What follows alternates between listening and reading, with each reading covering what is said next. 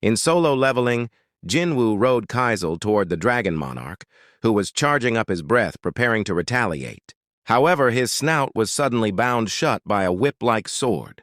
Looking down, he saw Bellion forcefully reeling him in as a shadow giant reached forward, pinning his long neck to the ground.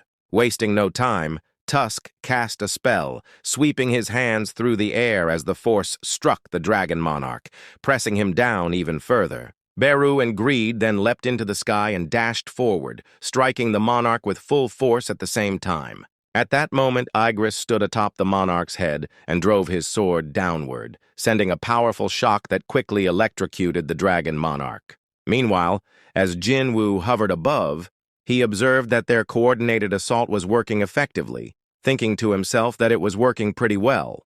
Yet pinned to the ground, the Dragon Monarch smirked, finding it amusing. Admitting that he likes fights where he crushed his enemies with overwhelming numbers, but remarked that he also found the opposite situation quite entertaining. Suddenly, Jinwoo's eyes widened in shock and alarm as Antares prepared to reveal the real thing. At that moment, the Dragon Monarch unleashed a deafening scream, activating the same dragon fear that Jinwoo had recently used. Instantly, Jinwoo's shadows were incapacitated on sight.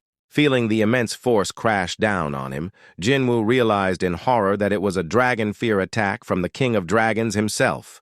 The overwhelming pressure made it impossible for him to control his shadow soldiers, forcing him to quickly cancel his summons. Charging up a devastating blast, Antares released a fire attack powerful enough to incinerate anything in its path.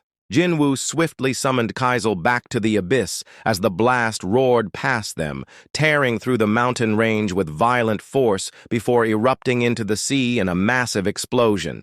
Standing tall before the shattered mountain, Antares declared with cold certainty that this was the real thing. The Dragon Monarch's voice thundered across the battlefield, proclaiming himself as the Avatar of Destruction, who doesn't hesitate to sacrifice oneself for the sake of a raging war, the amalgam of blood, screams, madness, and destruction, a being created solely for the purpose of war. That is me, Antares, the King of Dragons and the Monarch of Destruction.